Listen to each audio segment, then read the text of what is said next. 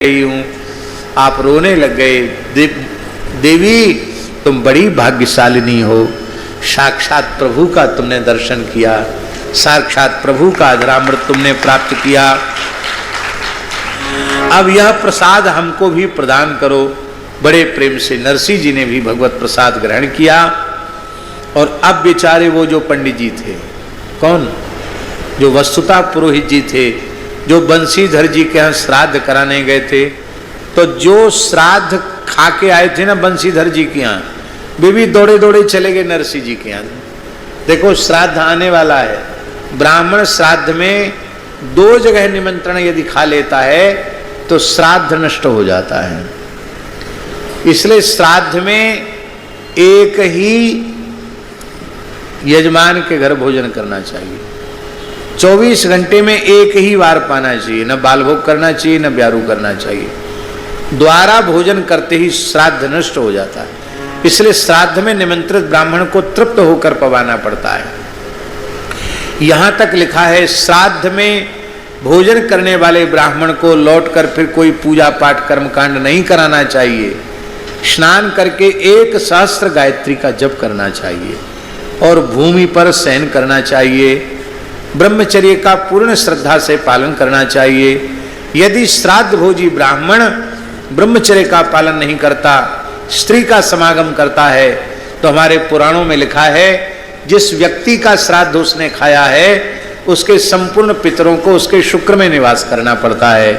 और वे शुक्र में निवास करने वाले पितर उस ब्राह्मण को नरकगामी होने का शाप दे देते हैं और श्राद्ध कर्ता को भी नरक जाना पड़ता है। इसलिए श्राद्ध में बहुत विचार किया गया है। श्राद्धे कुर्यान्न विस्तरम, श्राद्ध में विस्तार न करे। श्राद्ध में सर्वश्रेष्ठ ब्राह्मण को निमंत्रण करना चाहिए, जो कम से कम 2 काल की संध्या करता हो, गायत्री का जप करता हो, उसे श्राद्ध में भोजन कराना चाहिए।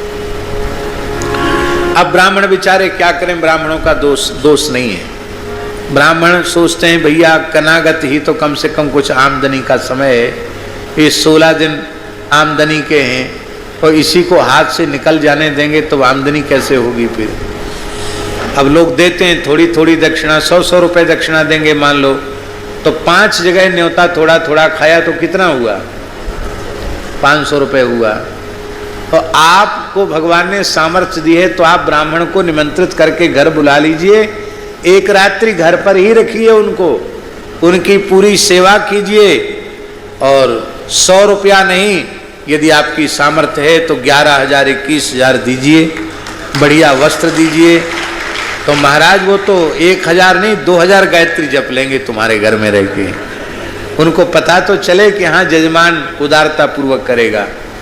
अब यजमान कंजूसी करते हैं तो ब्राह्मण जो है वो उनको विचारों को अपना गृहस्थाश्रम चलाना है, उनके मन में लोभ आ जाता है। अच्छे विद्वान ब्राह्मणों का निर्माण उदार यजमान ही कर सकते हैं।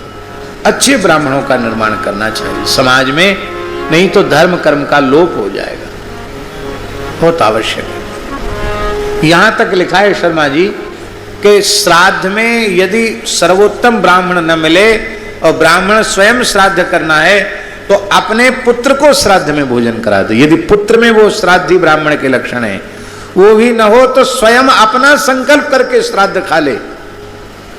लेकिन अपात्र कुपात्र व्यक्ति को श्राद्ध में भोजन नहीं कराना चाहिए। श्राद्धे कुर्यान्न विस्तरम। अरे भाई हमारा ये विषय नहीं है, फिर भी इस हिंदू धर्म को बचाने के लिए वैसे तो कम से कम 1-1 दर्जन पैदा करो पुत्र, पर इतना न हो सके तो कम से कम 3 जरूर करो। एक को इतना उत्तम संस्कार दो कि वो साधु बन जाए, तो आपका गृहस्थाश्रम सफल हो जाए, आपके कुल खानदान का उद्धार हो जाए। वो ऐसा साधु बनाओ उसको कि अपने सहित पूरे जगत का कल्याण कर सके। एक कम से कम फौज में दो जो मोर्चे पे जाके लड़े देश के लिए, और एक कम से कम घर में रखो माता पिता की सेवा के लिए, आपकी सेवा करे। तो कम से कम हो तो भी 3 तो होने चाहिए, एक साधु बनाने के लिए, एक राष्ट्र की रक्षा के लिए और एक एक किस लिए? हाँ, माता पिता की सेवा के लिए। यहां हम पंजाब में देख रहे हैं शर्मा जी, मैया बाप वृद्ध हो गए, बच्चे कहाँ हैं? एक है, बोले वो तो कनाडा में है, वो अमेरिका में है, वो ऑस्ट्रेलिया में है। मैया बाप की सुध लेने की किसी को फुर्सत नहीं। आपने संतान ही पैदा क्यों किया? संयुक्त परिवारों की व्यवस्थाएं समाप्त होती चली जा रही हैं, और संयुक्त परिवार की व्यवस्थाएं नहीं है तो गृहस्थाश्रम का सुख नहीं है। हमारे यहाँ साधु सन्यासियों के लिए लिखा है कि उन्हें अपने पूर्वाश्रम का स्मरण नहीं करना चाहिए।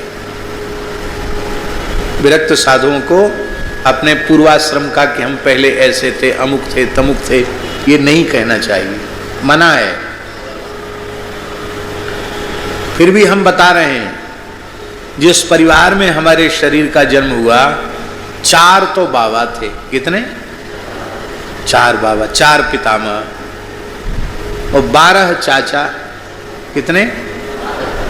12 चाची, 12 चाचा, 4 बाबा, और उनके सब तमाम लड़के बच्चे बहनें इतनी थी कि बचपन में राखी बांधते बांधते यहां तक राखी बंध जाती थी। और इतना बड़ा पूरा परिवार एक जगह रहता था। आप सोचिए, अलग अलग चूल्हे नहीं थे, एक रसोई सबकी बनती थी। और लोग कहते थे कि इस क्षेत्र में ऐसा कोई परिवार बताओ जिनके चूल्हे की आग बुझती ना हो, इतने लोग घर में रहते हो, हमेशा कुछ न कुछ बन रहा है।